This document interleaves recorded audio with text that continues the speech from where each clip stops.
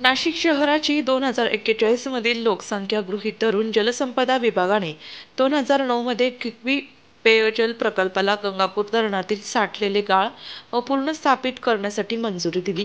त्र्यंबकेश्वर तालुक्यातील ब्राह्मणवाडे परिसरातील या धरणाची सुरुवातीला 283 कोटी रुपये असलेली किंमत आता 1400 कोटी रुपयांवर पोहोचली आहे. या धरणाची गरज लक्षात घेऊन नाशिक जिल्हा पालकमंत्री दादाजी भुसे यांनी जिल्हाधिकारी कार्यालयात बैठक घेत कामाचा आढावा घेतला असून येणाऱ्या कॅबिनेटमध्ये हा विषय प्राधान्याने घेणार असल्याचे मंत्री भुसे यांनी बैठकीत सांगितले. एकीकडे नाशिक महापालिकेला गंगापूर धरणातील पाणी अपुरे पडत असून 2021 मध्ये किकवी धरणातून 2100 दलखफू पाणी मिळणे अपेक्षित होते.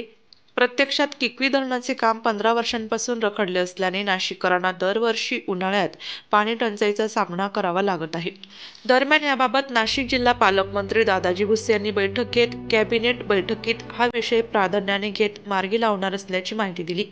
नाशिक शहरास प्रामुख्याने गंगापूर धरणातून पाणी पुरवठा होत असून उर्वरित मुकणे व दारणामधून पाणी पुरवठा केला जातो. गंगापूर धरणावर शेतीसाठी आरक्षण असल्यामुळे भविष्यातील वाढीव लोकसंख्येला गंगापूर धरण अपुरे पडणार आहे.